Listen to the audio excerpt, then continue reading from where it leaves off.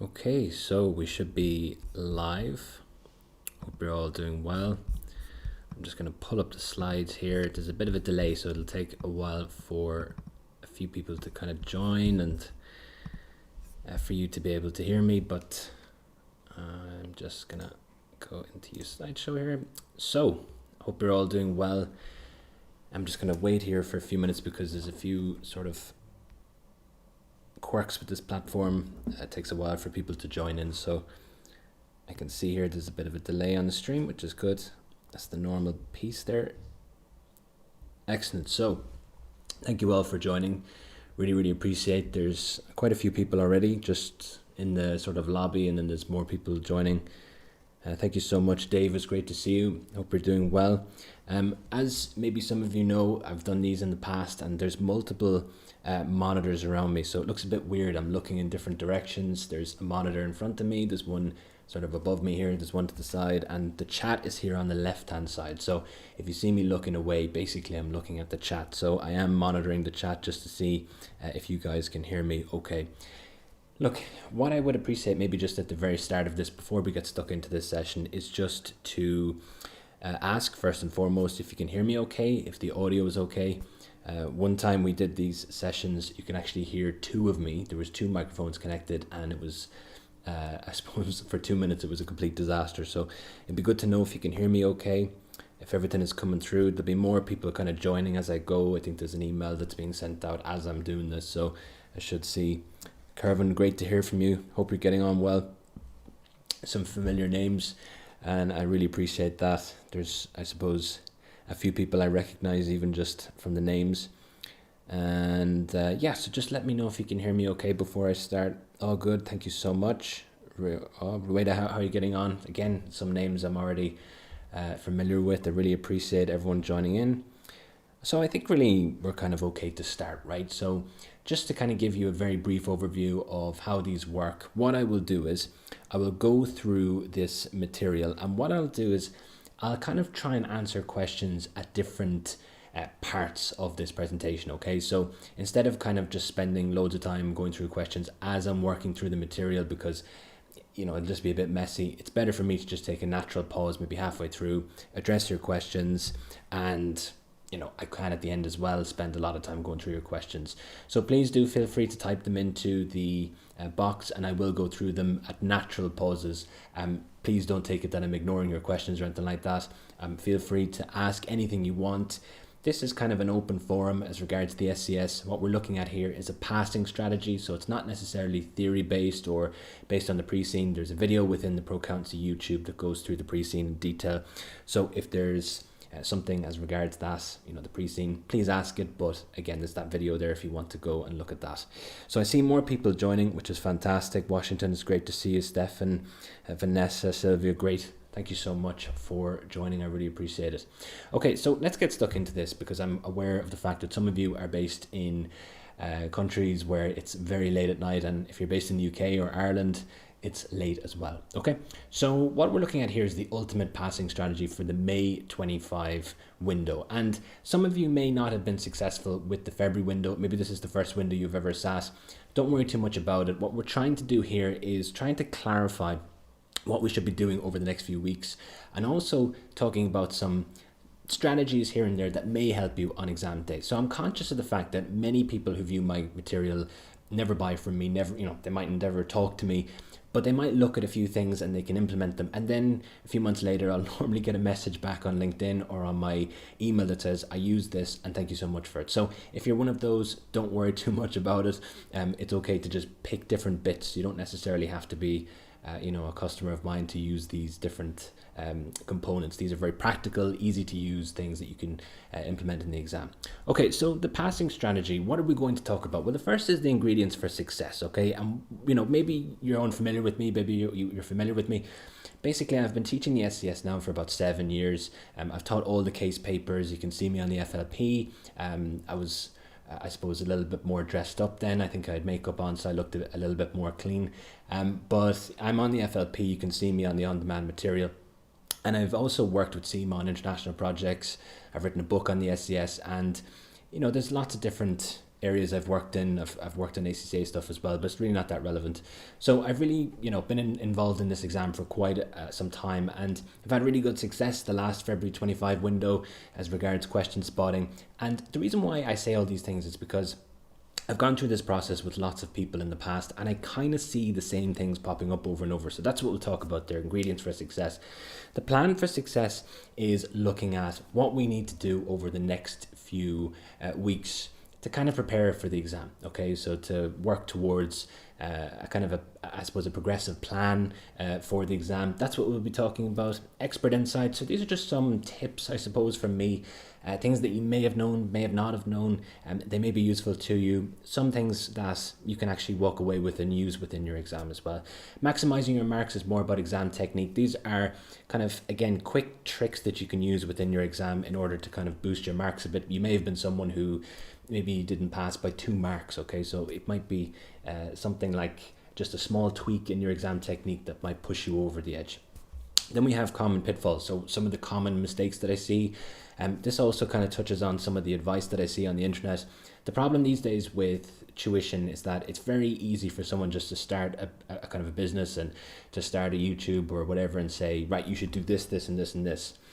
Anyone can do that, but the problem is that they can also kind of give bad advice, and I see a lot of bad advice on the internet. So hopefully I'll be addressing some things here that I get a lot of questions about, and we can talk through them. Okay, we can kind of debunk some of the advice that's out there. Some of it's good though, some of it's not so good. Okay, so the first piece here, and this is just a kind of a preliminary note, is around the fact that this stream and all of the material that I produce is for all different types of students. Okay, so there's several different routes to the SCS. Some of you may be familiar with them, you may not be, but basically you have the traditional route with exemptions, without exemptions, FLP, CFO programs, CSEP, A-STAR. I'm involved in some of these programs in different countries, and all products that I have bear this in mind. Okay, so if you're someone who's gone through an A-STAR program, maybe you're in Malaysia, maybe you're in China, maybe you've gone through golden key exemptions in South Africa, it doesn't matter, okay? I'm taking that into consideration. So I'm starting here from a kind of a nil base, okay? So the information in this webinar, I'm just kind of flagging in advance, is high level, okay? So you'll need to apply it to match your own circumstances. This is kind of like a bit of a warning, I suppose. So for example, in some cases, you may have someone who has 2 weeks study leave. Maybe their employer is really generous. And as a result, then their study plan or their plan for success will look different because they have that big chunk of time towards the exam day. So if that's you, please feel free to tweak these kind of suggestions. Okay, so the ingredients for success. The first thing that I want to say here is that if you're looking to do well in this exam, what you need first and foremost is some form of engagement and commitment, okay? So it's kind of like, I don't want to get into, esoteric stuff. I'm not a motivational speaker, right? And I have not said here that you need to be motivated to do the exam because it's an exam, right? And it's not the most interesting thing to be doing with our time. I understand it's tough if you have kids or if you're looking after someone or if you have a busy work life. It's difficult to manage everything. So I do totally understand. But what I would suggest is that for the next 6-7 weeks, if you're thinking of setting the May window, really get committed to setting it, okay? Because I have seen in the past where people come to me and they say, I'm not really sure about which window, I don't really know. And, I'm kind of thinking, well, it's very difficult to go through a study process not knowing if you're going to sit the exam at the end of the 6 weeks or 7 weeks or whatever it is. So it's good to just stay committed. It can be really tough. I know it can create pressure, but sometimes that pressure is a little bit necessary. And I've been through this process myself, right? So I've sat all 3 case study exams. I was a prize winner for one of them. And when I was doing it, yes, it felt a little bit scary kind of booking the exam and not being maybe fully prepared at that stage when I was booking it. But it did create that pressure, a relatively healthy amount of pressure for me to study. And so what I would suggest is if you're thinking of sitting the May paper, really be committed towards it, okay? You don't have to be motivated necessarily. It's a good idea to be, but some days you won't be super motivated. Let's be realistic, right? You might wake up on a Saturday and go, I just don't want to do this. But if you're committed towards it, you're engaged, that's pretty much most of the way there, okay? And if you're turning up to things like this, it probably means that you are relatively engaged, right? You're seeking out information. So I'm kind of preaching to the choir here. So once you have that in place, the next thing is you do need a solid foundation in theory, okay? So there's a lot of stuff out there on the internet about the fact that the SCS doesn't need any theory. Really, it's just about, incorporating the pre-scene. And I've seen things where people say there's no technical information on this. If you have sat the last paper, you will know there is technical information within the SCS, okay? So that is a complete lie, right? Is there as much technical knowledge required at the SCS than there is at the OCS or the MCS? I would suggest no, it's more broad, because that's the expectation for a senior finance manager. They should be able to, kind of give answers to complex problems that are not so clear. That's the expectation, okay? So are you going to be, tested on calculating the effects of, a certain type of currency future or something like that? No. But you would be expected to know how to use one and when it's appropriate to use one, okay? So that's the difference. You also need exposure to challenging and exam realistic questions, okay? There's a lot of stuff out there in the internet. Again, there's some really good providers, there's some not so good providers. Really, the key here is that you're focusing on challenging questions, right? Everyone, if they get into the exam and they see, suitability, acceptability, feasibility, they're jumping for joy, right? So there's not much point in a provider spending loads of time on that. What you really need is, challenging questions like the ones that you'll get on exam day. So if you are practicing, try to find and seek out, again, I obviously provide questions as a conflict of interest here, but try as much as possible to seek out questions that are difficult, and don't be afraid of them, okay? Don't be afraid of them at this stage, because if you get something similar on exam day, you'll be well prepared for it. The next then is you need to work through what we call a practice feedback cycle. So this is what it looks like, and this is really the key for passing the case study exams. And if you've gone through the MCS and the OCS, you'll probably be familiar with this. You may have done this already. So what you start with is the theory, right? You have to know some degree of theory, right? You don't have to be an expert necessarily, but you have to understand what you're talking about. If you go into the exam and you don't know currency risk at all, it's going to be a disaster if it comes up, right? So that's just common sense. So you need to know the theory. Once you know the theory, then you move on to practice, okay? You can't be afraid of practice. This is a big piece here that people fall down on, right? They get a little bit panicked. They go, I don't want my answers to be reviewed because I'm kind of scared of looking like I don't know what I'm talking about. And that's many people of these days, okay? And take it from me, I've taught thousands of people. There's many people that are too sort of apprehensive about submitting answers, not really being 100% confident in their answers. I would suggest to you, it's really important that you overcome that, okay? And don't be afraid to make mistakes. At this early stage especially, chances are you will make mistakes, but it's better to make mistakes now than making them on exam day, okay? So really it's really important just to kind of get that out there, okay? So when you practice, that's really where you're studying. You're putting that knowledge into application. You're practicing, right? It's really like a key part of the study process. For the case study exams, it's really important. Then you get feedback. Now, feedback doesn't necessarily mean you have to get someone to mark your scripts. Now, that's the ideal situation. You get someone who's an expert, someone who understands what you should have in your answer. But not all of us have the budget for that. I'm just going to be realistic about that, right? So if that's the case for you, what you should do is what I call self-review, okay? So you can basically look at, let's say you're working on past questions. You can look at the solution and try and tweak it a little bit for this pre-scene, which is Leotair for the May-25 window. So if you are on a budget, which I get, okay, I understand. I was a self-studier, I was a self-funder, so I do understand. Look at past questions and recycle them for Leotair if you can, and then look at the solution and self-review. See where you went right and where you went wrong. Okay.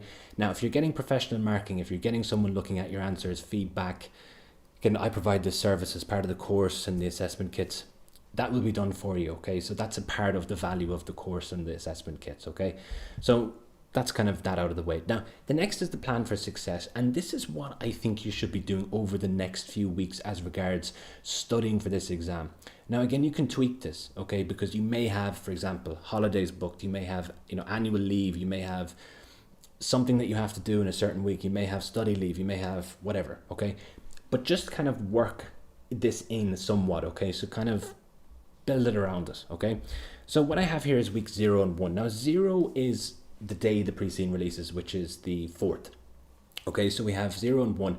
Now, some of you, and I'm guessing probably the vast majority of you, have seen the pre-scene at this stage. Okay, so you've used that week up to look at the pre-scene, to get to grips with it and to kind of read through it and understand this. And like I said, I have a free video within this YouTube channel where you can go through it. That's totally fine, it's a good idea to go through those types of things. The next week though is really where you should be focusing on theory. So it's a blend of kind of theory and pre-scene. So what I would say here is revise theory content. That could involve something like going to a physical lesson. If you're with a tuition provider that's in person, maybe your employer has booked it for you, maybe you've booked it yourself, it's important that you do that.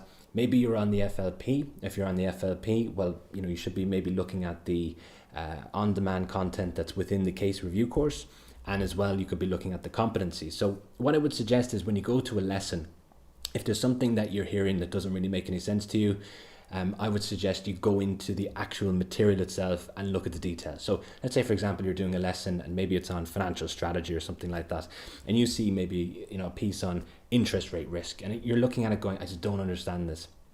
That's okay.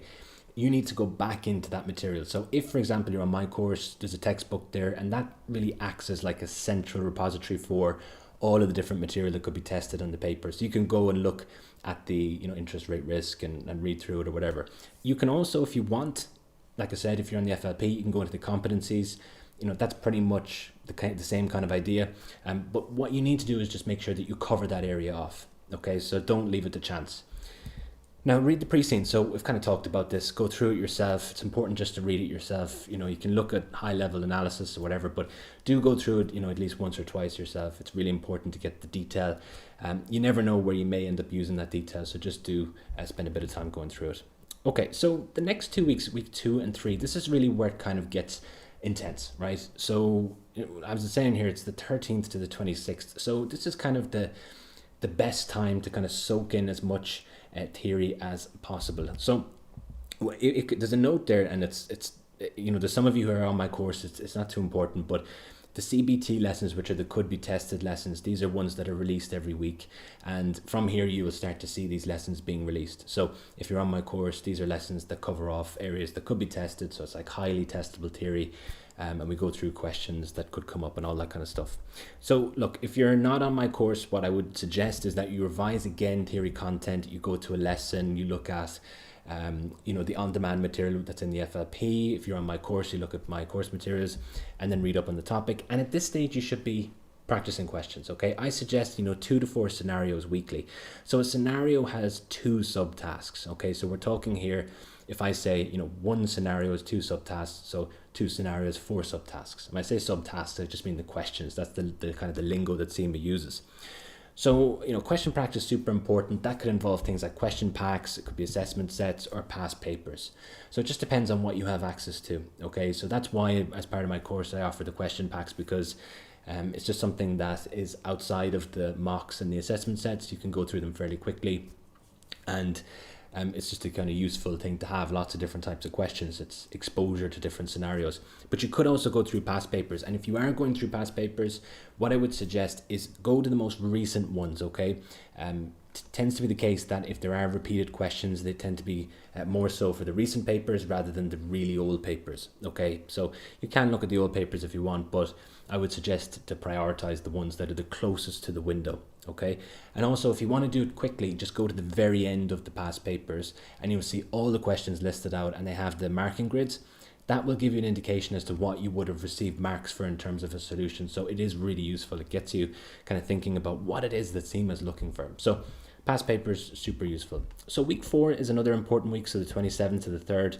This is all about practice. So really here you should be doing mock papers, sitting 1 mock this week. If you sat it, let's say on the Thursday, and you get feedback on the Friday, fantastic. You can review that feedback and spend time on areas that you are weak on. So this is really important, okay? You're doing mocks, and as part of that mock, you may not do amazing. You may do fantastic, right? So I have some customers that are fantastic. The first mock is brilliant, but the vast majority of the mock is sort of average to not amazing. And that's okay, because that gives you an indication as to where you need to study, where you need to improve.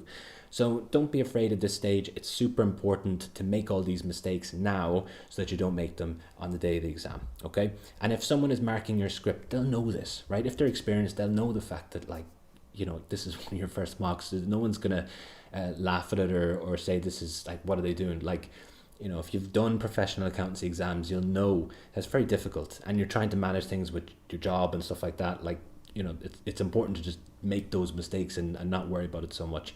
The important thing is that you cover the areas that you didn't do so well on, okay? And it's a huge benefit to know that now, okay? Question practice is super important. Just keep that up, okay? And we'll talk about question practice, what that involves, in a few slides time.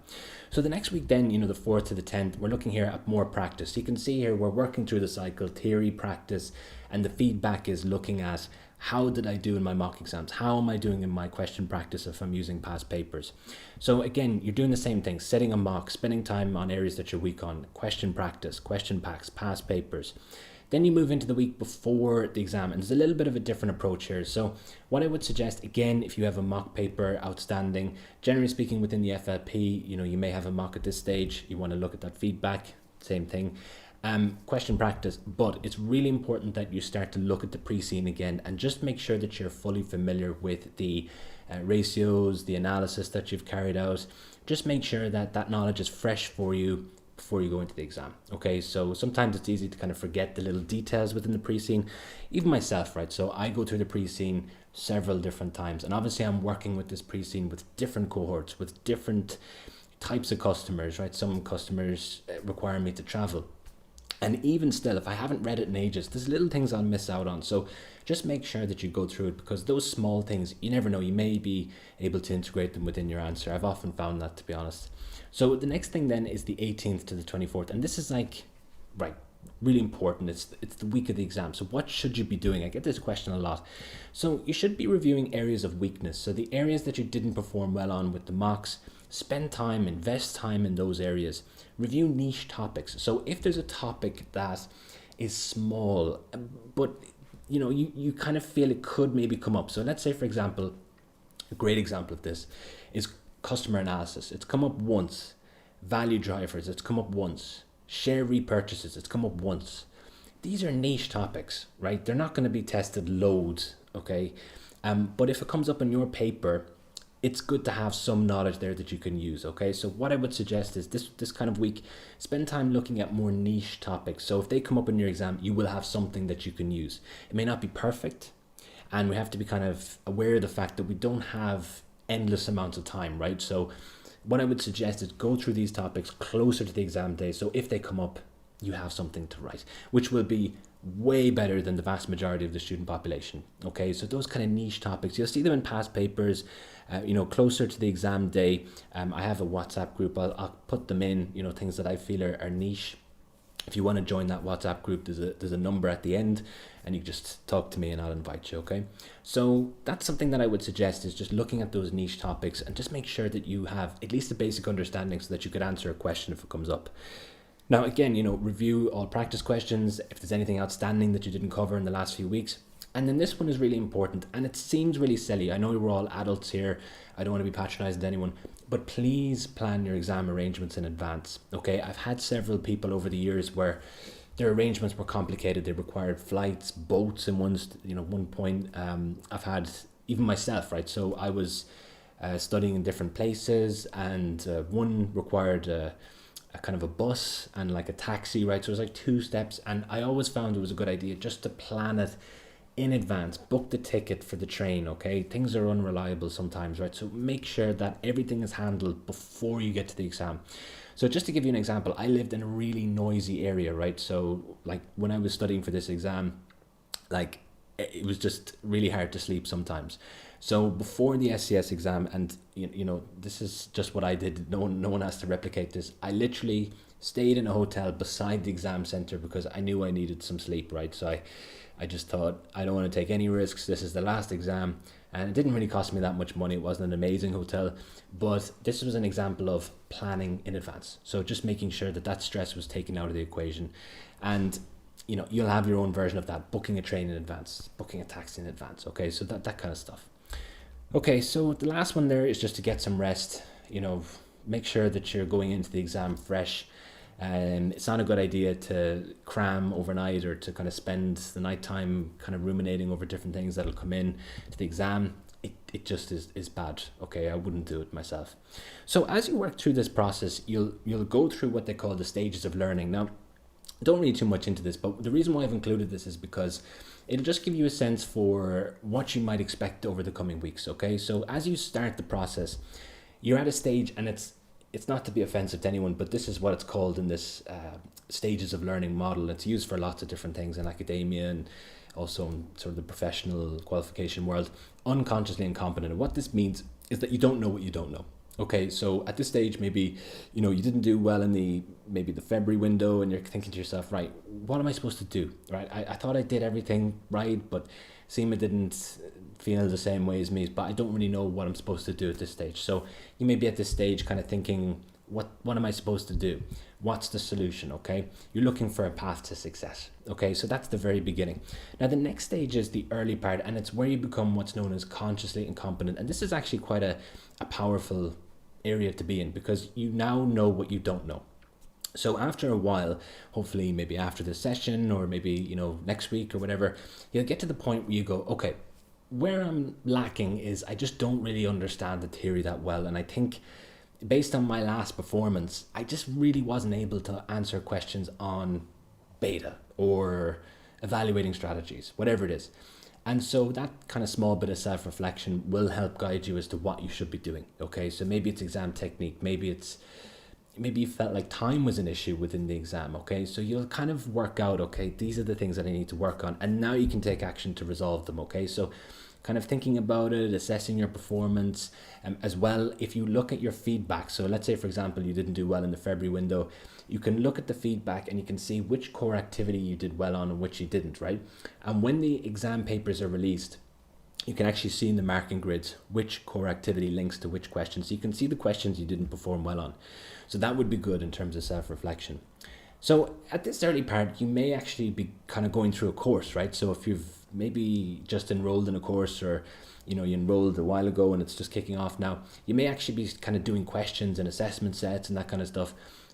At this stage, your answers are not going to be amazing. Some people are, right? I'm not discounting that, but it generally is the case that the answers are maybe not of a passing quality, and that's okay. At this stage, it's okay, and I think that's something that we have to kind of just accept and get better at. And I think the quest for trying to be perfect stops some people from doing questions and from trying different things, and it can be a real bad thing, I suppose, in your study process. And I know I keep on bringing this up, but it is a big issue. I see it even with my own courses sometimes, where there's like people might reach out to me and they say, I just don't really want to do the mocks because I don't want you to see my answer.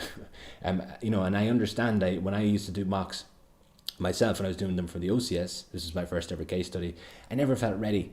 So I never felt ready for the mocks at all, and I really only sat them kind of closer to the exam day, which was a bit of a waste, right? So I just kind of did them very close to the exam day, and I didn't have enough time to really look at the feedback, and so it was like a waste.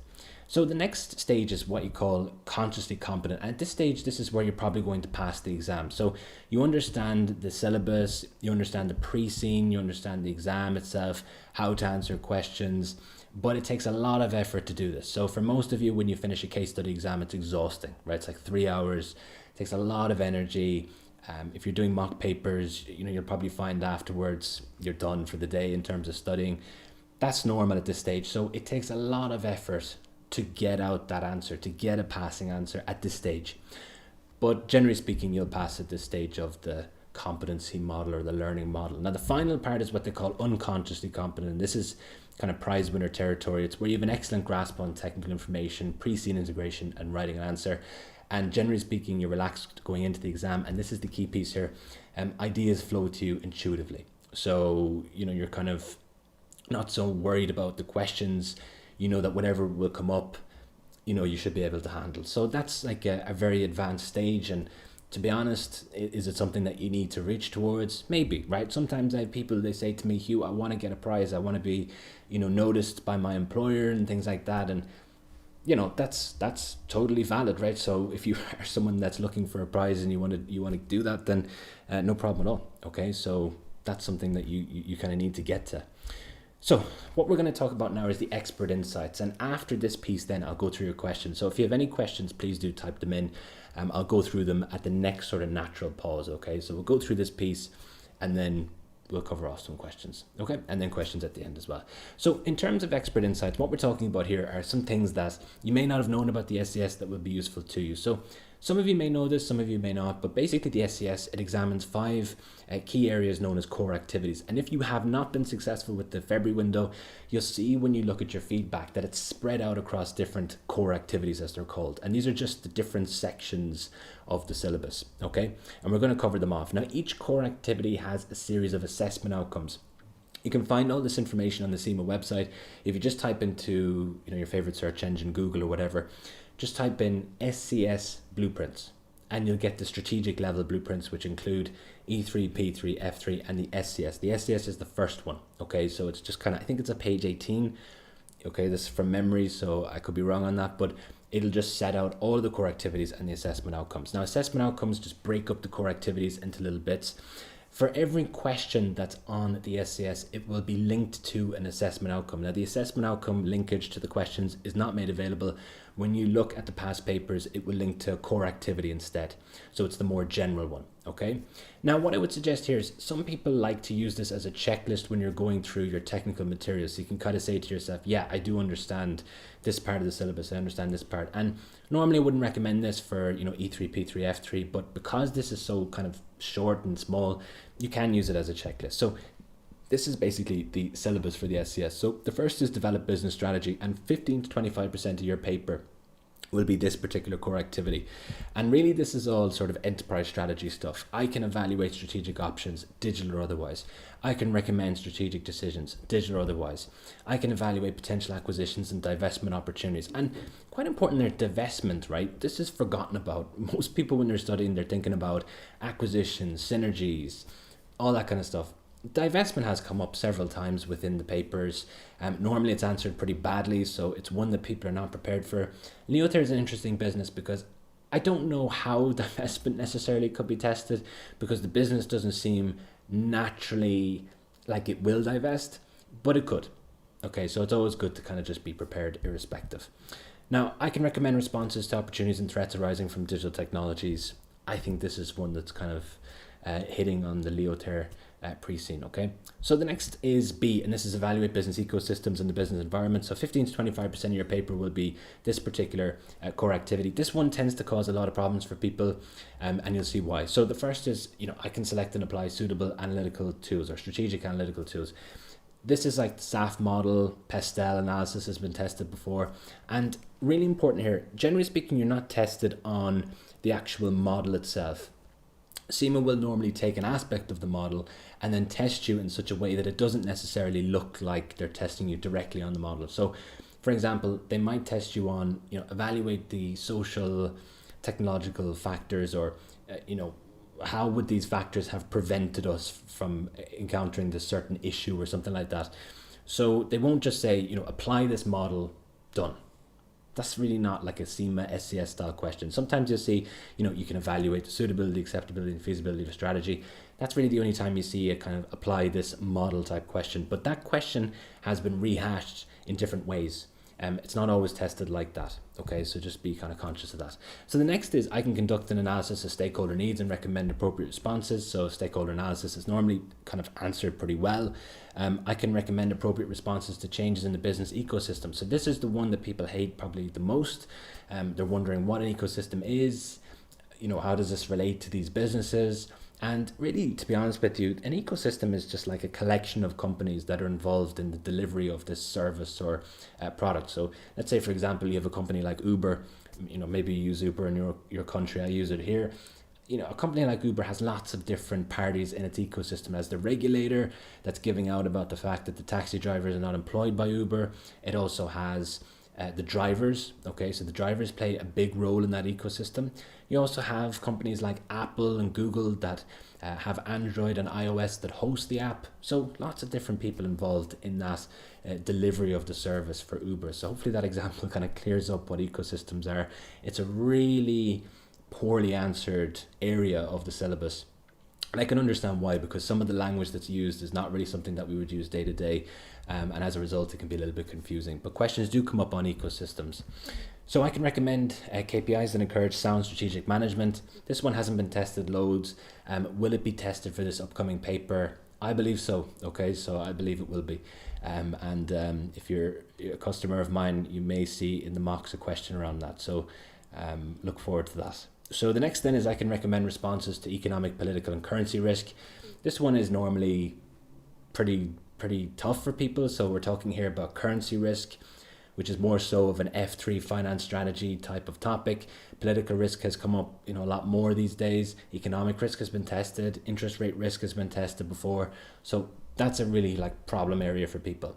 Okay, so the next is C. This is really short. Recommend financing strategies 15 to 25%. And just a spoiler, all of them are 15 to 25%. So you're tested on all of these core activities. You can't necessarily go into the exam saying, you know what, E is one that I just don't like, so I'm not going to study that area. It unfortunately doesn't work like that. Some of you may also be thinking, do I have to score a minimum mark in any of these? And the answer there is no. Okay, so it doesn't work like that. So the next here, so C says, I can recommend suitable sources of finance. It's pretty straightforward. I can recommend dividend policy. And the next one is I can recommend and apply business valuation models. Now within here, so this is why expert insights, this is why it's a good idea to turn up to these things. Within C, there's also questions around share price movements and efficient market hypothesis. Okay, it's hard to map this exactly to the various different assessment outcomes here. Where would you put it? I don't really know. Okay, but questions do come up on the share price movements. Why has it moved this way? How do we interpret this? What's the relevance of this share price movement? Okay, so those types of questions have come up before in the past, and CIMA themselves have mapped them to core activity C. Okay, so if you want, make a mental note, share price movements is tested, even though it doesn't necessarily look like it is, okay? So D is another kind of important one, evaluate and mitigate risk. It's pretty straightforward, and generally speaking, questions are pretty okay on this. I can evaluate risks and recommend responses and maintain the corporate risk register, pretty straightforward. I can identify ethical dilemmas, right? Ethics is tested in a big way within the SCS, okay? So nearly every single round, there's a question on ethics. Can't guarantee anything, but I would suggest you'll probably have at least one question across the 6 variants on ethics. The next thing is to evaluate and mitigate cyber risk. This again is like a kind of a standard scenario. There's a hacking attempt, or maybe a customer is hacked, or there's a cybersecurity issue flagged or something like that. This is kind of a common scenario that you see nearly every single round, even when it doesn't seem super realistic. Okay, so it does come up as cyber risk, so be prepared for that. I can recommend internal controls. Okay, so fairly straightforward. Now, this one is another problem one. So B and E are kind of normally the two ones that people have issues with, but not always. Okay, and if you look at your February results, if you're someone that's coming into this from the February round, you'll be able to see where you did well, where you didn't do well. Okay, so E is around kind of corporate governance. So I could apply internal audit resources. This one is really important to be aware of. Typically, internal audit is tested as a 60% type question. It comes up very frequently. CIMA love testing it. And the questions that come up are not too difficult, but people tend to be quite poorly prepared for them. I can recommend appropriate controls and evaluate the implications of compliance failures. It's kind of talking there more about the control environment. This has been tested a few times in the past. And then I can recommend responses to the threats arising from poor governance. Really here, this is just corporate governance, okay? So you can ignore the rest of it. Corporate governance is what's being tested here. Okay, so the next piece of expert insights is the pre-scene. I get a lot of questions about the pre-scene. Do I need to know it? Do I not need to know it? I remember someone said to me before, Hugh, I'm resetting my paper and I just really don't care about whatever pre-scene comes up. I don't really care. I answer it the same way. And the person really struggled with their exams, right? Because their answers just didn't take into consideration the pre-scene. So yes, the pre-scene matters. It does matter, okay? Especially for the SCS. For the OCS, it of course matters, but not as much. For the SCS, it's really, really important that you understand the industry, the nature of the industry, so that your answers make sense within the context of the questions that you're getting. So you do need to understand the pre-scene. And the reason why is because it sense checks your answer. Does this make sense for a satellite company? Okay. In some cases, I've seen answers where the answer does not match the context of the business in any way.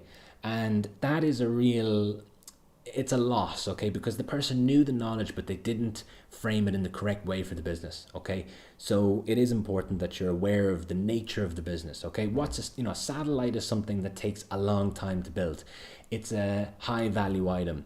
The risk is that customers could go bankrupt. We're dealing with governments. We're dealing with space sustainability. These are all the issues that came up in the pre-scene analysis, right? So your answers should reflect the nature of the business. Do we have lots of small customers? Can we just kind of lose customers because we feel like it? It's not that big of a deal. There's only, kind of small transactions. Some businesses are like that. They deal with lots of individuals. It's not a big deal if customers, don't purchase their products or, don't necessarily, engage with the business. In this case, we have to really keep our customers close.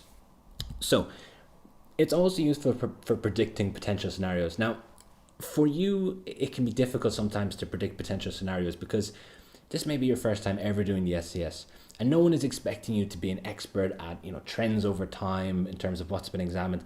That's more so my job for you, right? So for me, it helps me to predict potential scenarios, but also it helps to kind of flag for you potential areas that would be worth looking at. So for example, this business, Leother, it says in the pre-scene that they deal with overseas customers. So currency risk is obviously going to be an issue for the business.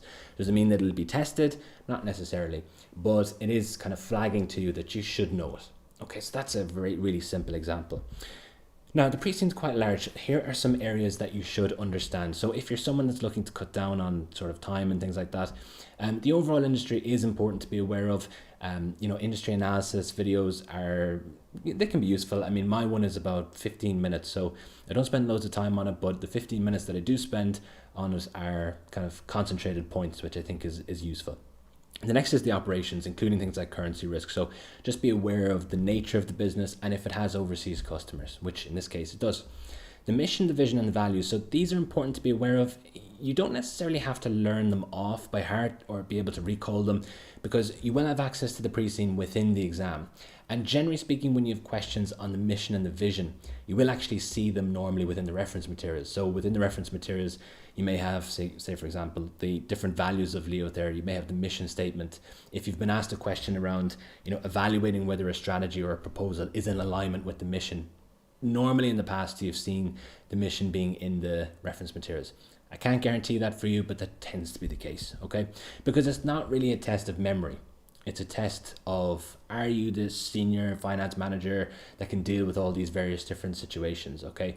Governance is really important, so just be aware of the different committees, what they're supposed to do.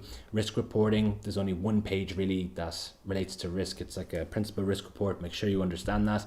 Ratios, don't obsess too much about the ratios. So sometimes you'll see different providers, they'll do these massive ratio analyses and they'll say, this means this and this is something we can infer about the business.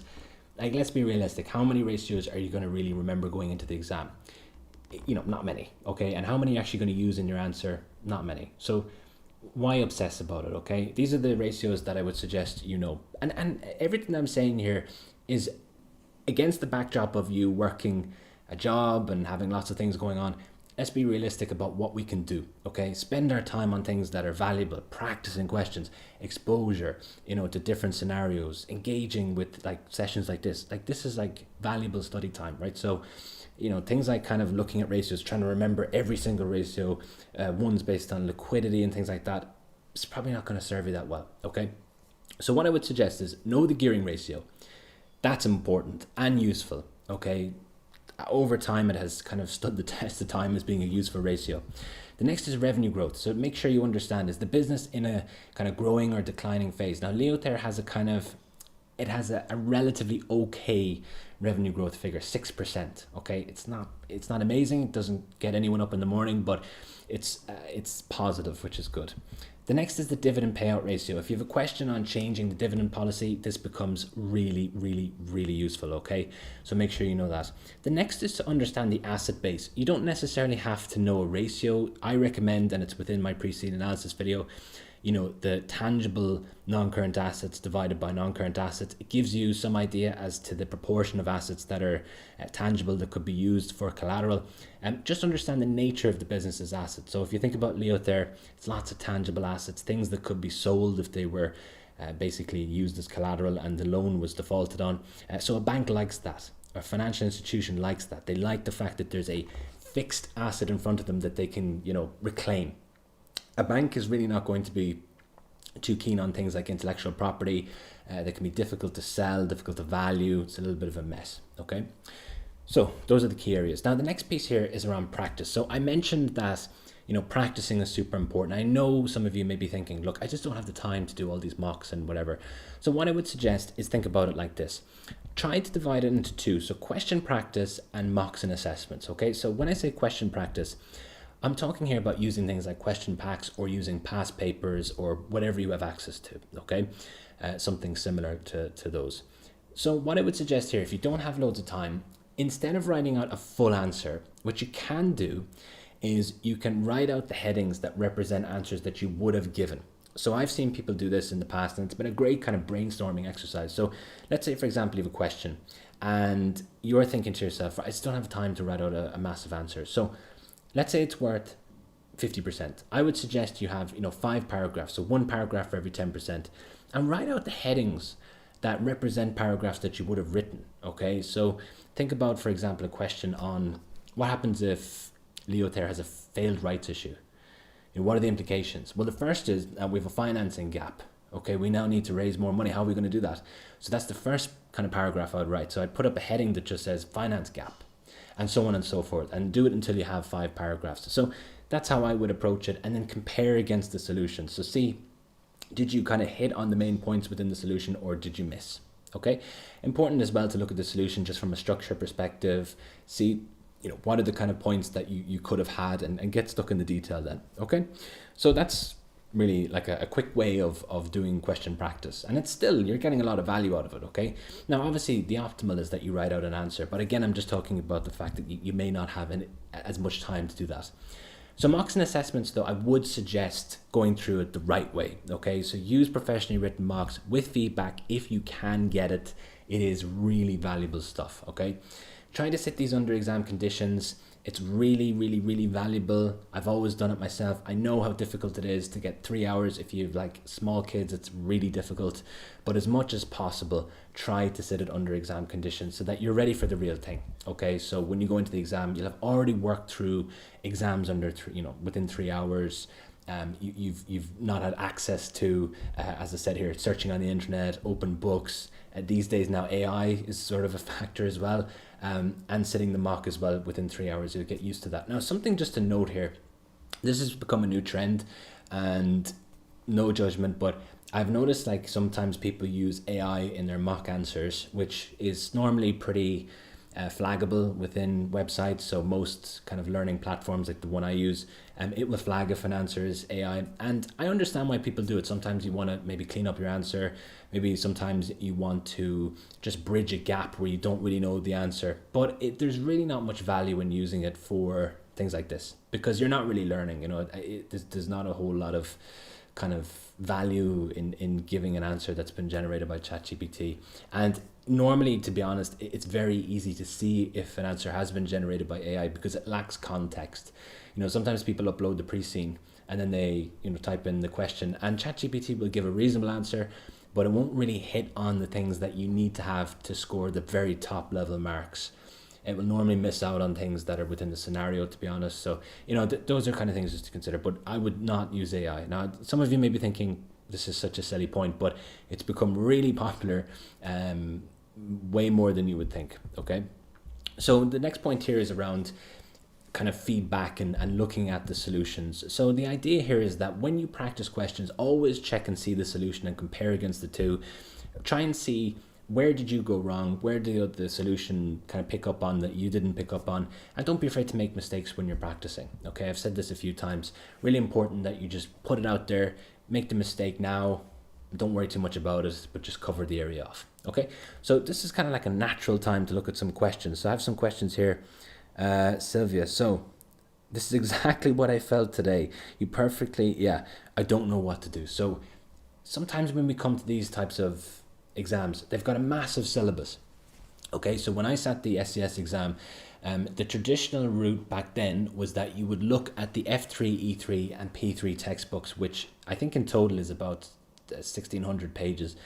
And you would study the theory over, let's say, 3 weeks, and then you would do mocks and practice maybe the rest of the time, okay? And that approach does work, okay? So I'm very honest, right? It does work, but it's an incredibly time-consuming process, and also torture, right? Who wants to read that many pages? And if you look at the books are for the OT exams. So some of you may not have sat the OT exam, some of you may have gone through the traditional route, doesn't really matter. The OT material is very different to the case material. You know, you can get really stuck into the detail in the OT textbooks. They can really, really, really go into massive detail. I think really for the case study, you need to understand the concepts, but the key really is being able to apply them. So that's really the basis for my business. When I started, I wanted something like the textbook that I have that just set out all the theory that I need to know. I didn't really want to get into the extras about calculating things that I knew I wouldn't calculate in the day of the exam. So that's the idea behind my business. I started teaching programs for B2B where they didn't have any prerequisite OT material, and so there had to be a product where it would bring them up to speed. And this is for things like CFO programs or A-star programs where you're coming in with no prior knowledge of CIMA. I always start from that basis, okay? So all my courses, they take you from 0 to pass, okay? Now they don't expect you to be even on the FLP or whatever if you've done OT exams. So the next question there, so why does CIMA wait 2 weeks after the results to release the exam resources from the last sitting? Scored 72 and 73 in the last 2 sittings. I want to review where I went wrong. Okay, you raise a good point, and I totally understand, Dave. So what I would suggest with this, I don't know the exact answer for it, but the reason why I think it takes a while is because when you do the first 3 sittings, I always, you know, let's say for example the May window, I always get questions. People say, well, are they going to release the exams? They can't release the variants for the May window when the August window is sort of outstanding. So that's a kind of a logical answer for that one. The reason why it takes so long for the other ones, I don't know. I'll be honest with you, I don't know. I know there's a lot of prep in terms of the amount of examiners' feedback and the amount of sort of supplementary information. When you go through the past papers, there's a ton of stuff in there that I'm sure you've never read, right? There's like an examiner's report, there's an overall feedback report.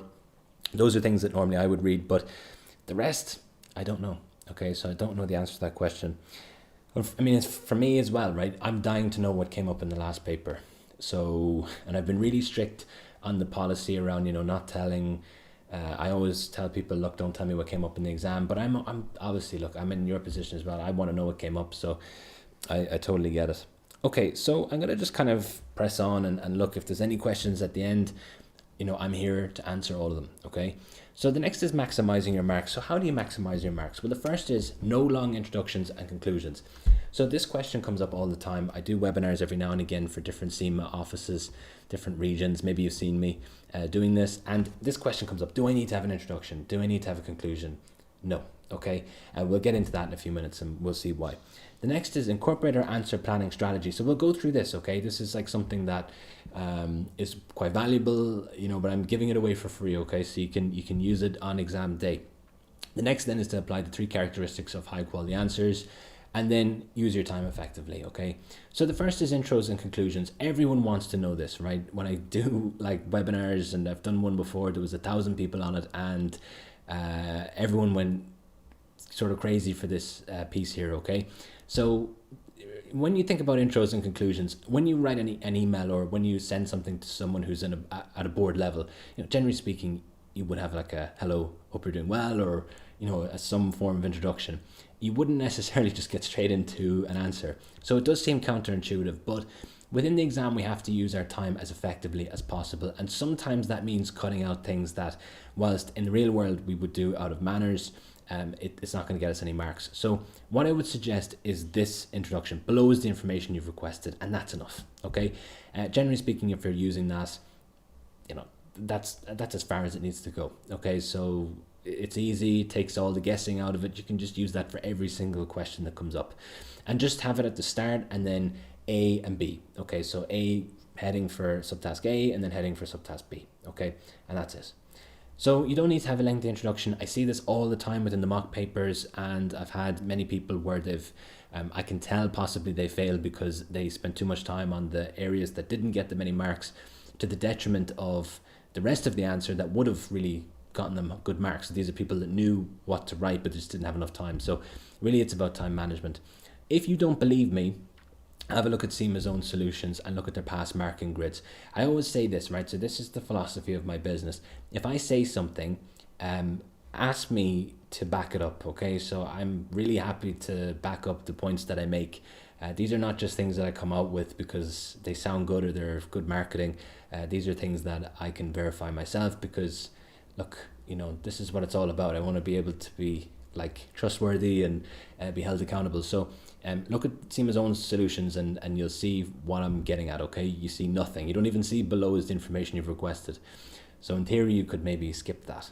So conclusions are a little bit more tricky because they're usually not required because the conclusion tends to just summarize points. It doesn't really add much value, but you could maybe be faced with a situation where you have to give a recommendation and there is a clear sort of question as to which option is more favorable. So you may be given a question, and it has come up in the past, around which strategy to choose. And based on everything that you've looked at, you could at the very end say, I choose strategy A or strategy B based on everything that I've talked about. So something simple like that could be sufficient, okay? So don't have a conclusion that just wraps everything up because it's not really going to get you any marks. You're not saying anything new. It looks nice, I get it, but at the same time, think about it from the perspective of the marker. What is it that they're marking? You know, if it's a conclusion that's just rehashed everything, they're not really looking at any new material or anything that's relevant, so they're not going to really give it any marks. However, if you do say, like I said, we should pursue strategy B, strategy A, then yeah, that's valid, okay? Now, you know, another example that I see is whether to use debt or equity or whether to use a rights issue or a share exchange or whatever. That question has come up before. You could as well at the very end just suggest which one to use, okay? Based on everything you've talked about. So what I'm going to talk about here is an answering strategy, and this is what I would use. It's what I've used for the OCS, the MCS, and the SCS, and also thousands of people that I've taught over the years have used as well. It's not the only approach that you can use, okay? So there are other approaches out there. This one is just very systemized, so it applies to all questions. And that's what I like myself. I like simplicity. I like just being able to go into the exam and kind of not have to worry too much about this because I have a process in place for it. So let's say, for example, you go into the exam. You'll know yourself if you've gone through the case study exams before. You click, and then there's like a tutorial. You click through that or whatever, or maybe you do it. And then you go into section 1. And what will happen is the countdown timer will begin. So this is what I would recommend just as soon as the timer goes. So the first is to have a very quick time plan. Now you don't even have to write it down or type it or whatever. What I would suggest is have a rough idea as to how you're going to allocate your time. And we'll talk a little bit more about that in a few minutes, but it won't take 10 seconds. The next then is to read the unseen information. So unseen information is information you've not seen before. So this is an email or a conversation that's in front of you, the reference materials, and also the 2 subtasks. Now you can have 3. It's happened before in the past, but it's more of a older paper style. It could come back into the new papers, but doesn't really matter, does it? If it's 2 or if it's 3, it's okay. Then you read the first subtask very carefully. So you go back to it and you note the percentage that's written beside it, and then you navigate to the answer box. So if you've never sat the SCS or you've never sat a case study exam, just something to note, and it's a little bit counterintuitive. If you go into the exam, you will have the conversation or the email in front of you, and then you have to click next to go into the answer box, which some people find really annoying, okay? So whether we find it annoying or not doesn't really matter, but this is the way it is, okay? You have to click next and then back and then next and then back. It's a little bit annoying, okay? And just remember with the case study exams, it's sequential. So you have to do section 1, then section 2, and then section 3. You can't pick and choose which ones you want to do in which order and go back to them. It's not that kind of exam. Okay, so you navigate to the answer box, and what you do is you insert a heading. So this would be, let's say, subtask A, and you can call it whatever you want. You're not going to get marks for it. So if you want to put in strategy or whatever it is, stakeholders, you do that. Then you need to decide the number of paragraphs that you want to write. So if you look at CIMA's suggested solutions, you'll see that they're written in the form of blocked paragraphs. That's the way to go, okay? So we're going to have paragraphs, and in each paragraph, we're going to talk about a different point, okay? So that's the kind of the ideal structure. So how many paragraphs do you need to have? Well, I base it on the percentage. So 1 paragraph for every 10%, a very, very, very general rule, okay? Not always applicable, but very useful because it gives us something to work with. There are nuances where this can be changed and adapted, and I actually get into this within the course. There's a lesson, it's called G1 Advanced Exam Technique, and I go through some of the situations where possibly this is not too applicable, but it wouldn't be the end of the world if you used it and the question was set up a little bit differently. So for example, you may have a question, and this has come up before, where it says, describe the work that the internal audit department would do if it was, let's say, trying to protect confidential information. Okay. Now, if you go into CIMA suggested solutions and the marking grids, you'll see that there's 4 traits, as they're called. So there was 4 blocks where you could get marks. So typically the traits, they will be things like the first recommendation, the first action, the second action, the third action, the fourth action.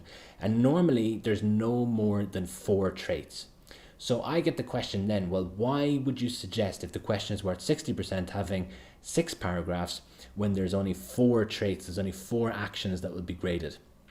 Now, the reason why I suggest that is because you don't know what the traits will be before you go into the exam. You don't know what the marking grid will be. You don't know what you're getting marks for. So I think best to have the extra paragraphs there spare, just in case the marking grid is split a little bit differently. That's the reason why. Okay, so sometimes I get that question and I'm happy to answer that question. I don't just give this advice because it sounds good. Okay, there are other situations where, let's say for example, you're asked for 4 risks and it's worth 50%. That's okay, give 4 paragraphs. I also get the question sometimes, I can't write 5 paragraphs if it's worth 50%. That's okay, write 1 less. Don't let it sort of get you into a difficult situation where you're worried about the number of paragraphs.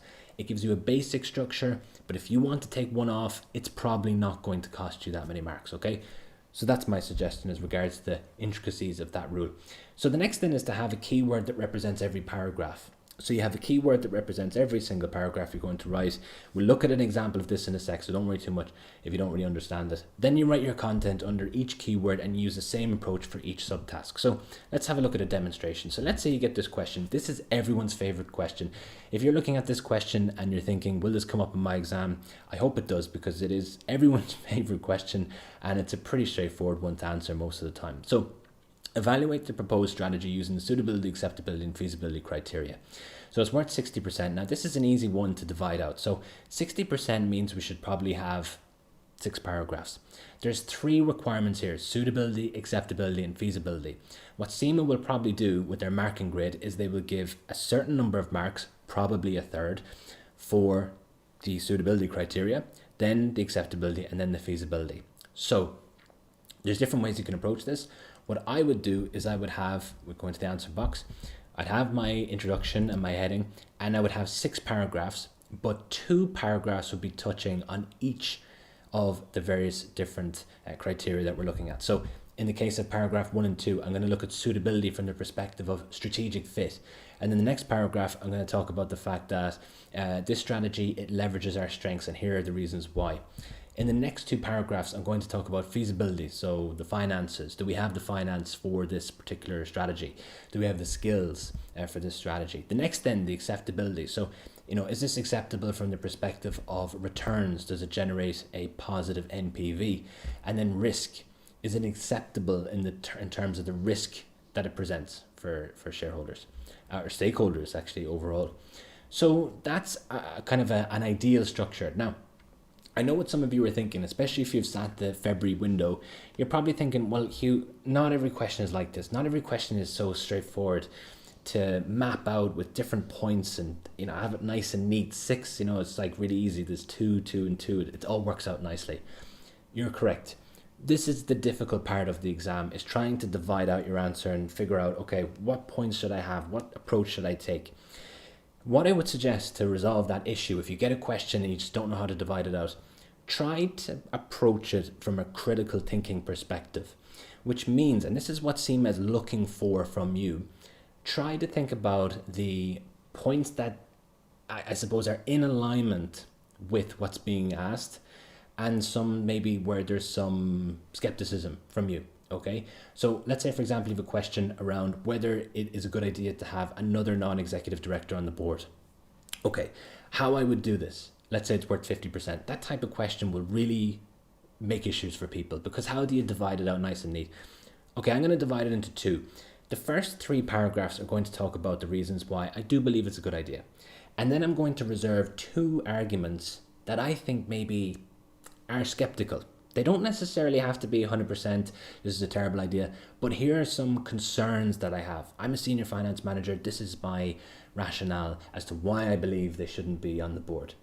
And in that case, you could say, well, look, it's a good idea to have them, the expertise, we can increase the balance of non-executive directors on the board, fantastic. Then the skeptic in me says, well, actually, having another non-executive director slows down decision-making. As well, if they're sort of operationally associated with a certain area, it might impair their independence, and as a result, they may not be that effective. Actually, what we're looking for, really, by the sounds of things, is a consultant, not a non-executive director. So in that case, what I've done here is I've taken both sides, but I have sort of given more weight towards the one which is easier to write about, which is the arguments for. So that's an approach you could take, and generally speaking, it's a good approach, but it will depend on the question you're given. But hopefully that approach will help you. Remember, CIMA are looking for critical thinking skills. They're looking for you to not just give an answer that's copied and pasted out of a book. They want you to think about the scenario and whether things make sense within the context of this business. So answer characteristics. High quality answers have these characteristics. They reference the unseen or the pre-seen. They answer the question directly, and they contain technically correct information. The last one there is fundamental. It's really something that you would take for granted, I suppose. And the other 2 are things that you have to practice. So integration with the unseen. How do we do that? Really straightforward. Just look at the question, the way in which it's been asked. And generally speaking, if you're answering the question directly, by proxy, you will be applying the scenario. So if you're asked a question about, whether we should have this non-executive director on the board, let's go back to that example. Applying the scenario in that case, think about what it is that we're actually, or the motivation, I suppose, as to why we're having this discussion. So maybe it's the fact that we've acquired a business, and that business is in a different industry, and we want to have someone who has that expertise in that particular industry. Okay, so when I'm looking at my answer, I'm saying, well, one of the reasons why I believe it's not a good idea to have this non-executive director is because this technical expertise should really come from a consultant. Non-executive directors are not really there to, provide operationally relevant information and all that kind of stuff. Maybe we should be looking at a senior manager instead. And in that way, we are applying the scenario because we're looking at the actual acquisition in this case, and we're saying, right, technical expertise is what is the motivation for this appointment. Okay, so it just requires you to read it carefully. That's really it. Now, the pre-scene is important, okay, because the pre-scene is something that people, and this is another sort of common pitfall, I'll talk about it soon, is that sometimes people learn bits about the pre-scene and they're dying to put them inside their answer. So what they'll do is they'll make their points, I suppose, fit the pieces that they've learned off to try and impress the marker. And that's not a good approach, okay? So I would suggest use the information sparingly from the pre-scene. Often it's the case that you may not actually end up sort of integrating that much from the pre-scene. You may, it depends on the nature of the questions, but it's a good example of applying the pre-scene is in the case of Leotair, they have very limited numbers of clients. So that's something that you're probably going to be integrating when you think about, the pressure that the business is under or the risks that the business has. If they're looking at a situation where one of the satellites has collided with another satellite, or maybe there's bad press about the business in terms of quality, we don't want to lose our customers. So that's probably going to be a theme that you will mention, and that's integration from the pre-scene. But in terms of the small little details, integrating them is not the most important thing, okay? Probably you will be integrating the scenario more, okay? So some of you may be thinking, right, okay, Hugh, you showed me that there's lots of different ways in which I can lay out the paragraphs. But what about actually writing the paragraphs? Because if I go into my exam and I have this nice layout with different headings and all that, I'm not going to get marks for that, am I? And that's correct, okay? So the real, I suppose, challenge here is developing paragraphs, writing the answer. So what are some tips that I have for you? This is the hardest piece really of putting together your answer.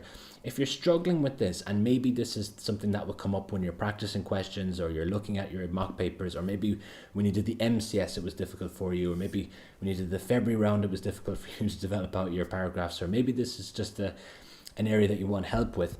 It could be the case when you're struggling that you've not read the question thoroughly. So you're lacking insight into the scenario. That can sometimes be the case. It can also be the case sometimes that you just haven't practiced enough. It does take practice to get good at these, right? So I have written probably hundreds of answers, right? So I'm thinking about it in my head, too many, right? So I've written a lot. So for me, when I write, it's something that I do nearly on a kind of monthly basis, right? So it's something that comes naturally. But if you're not doing it all the time, it does take a while. It's tricky, okay? So it's practicing this, you get better at it over time. The next is that it may be the case that you just have a weak level of technical knowledge on that specific area. So if you have a question on beta, you don't understand beta, it's going to be difficult to write an answer. So that's an important thing to be aware of. So time planning is super important, and this is the most ruthless part of the exam, because you may be someone who really understands the theory well, you've practiced lots, you booked the exam, you really prepared in advance, and you did everything the right way, but you just didn't finish your answer. There's not really much you can do about that, okay? That's a very sort of harsh reality with this exam. You have to manage your time. Someone told me before that they were in a session with a provider and they said, look, time management is not super important for the SCS. It is important, right? Of course it's important. It's a timed exam. You have to be conscious of your time. If you're someone who has prepared quite well for this exam, you may be pushed for time, okay? You may be pushed for time because you might want to get everything out and you're going through the scenario, you're trying to look at everything. It's normally a good sign if you're pushed for time, okay? So the total time, just if you're not aware, is 60 minutes. So it's a little bit different to the MCS and the OCS where you have 45 minutes. In this case, it's 60 minutes. And what you do is you deduct off reading time. I recommend 8 minutes, but that's because I go through these fairly quickly. You may want 10 minutes. It depends on your sort of speed as you go through the mocks. You'll have a general idea yourself, but no more than 10 minutes really. The remaining time then is split based on the percentages that have been given to you. So this is not a generic time plan. This is one that's tailored to the questions. So let's say, for example, you have subtask A and subtask B. Very standard setup configuration, 60%, 40%. Sometimes you see 40%, 60%. Sometimes you see 50, 50. In the past, they used to have 33, 33, 34. Sometimes they had 30, 30, 40. These don't really change that much, okay? So time would be divided out in this particular plan as follows. So we would take the 52 minutes, so we take the 60 minus the 8, which is the 52, multiplied by 60 is 31, and then we do the same for subtask B, and here we have 21 minutes. So 31 minutes, 21 minutes. And the summary then is that we read for 8 minutes, we do subtask A for 31 minutes, and then we do subtask B for 21 minutes. Now, you don't have to be this scientific about it. If you think about it, the SCS exam for the last 5 windows, the configuration of the questions has been either 40 and 60, 60 and 40, and 50 and 50. Therefore, if you just know in advance the different configurations, you can go into the exam and have a rough idea as to how you're going to spend your time. So if I go into the exam and I've looked at questions in the past and I can see, okay, right, if I have 60% and 40%, I need to spend half an hour basically on subtask A, and I need to spend 20 minutes on subtask B, and I need to spend around 8 to 10 minutes reading. So that's our time plan. That rough, okay, that's fine. You don't have to be super, calculating out each second. You don't need to do that, okay? Just have a rough idea and stick to it. So this is the point here. It's easy to put these together. Like in the exam, you can spend loads of time doing this and you can make it perfect, whatever. That's the easy. The hard part is sticking to the plan. And I have seen so many mock papers where you can see subtask A is overdeveloped and subtask B is underdeveloped. And you can see that that's a factor of time management. And the way I like to think about this is like squeezing a lemon, okay?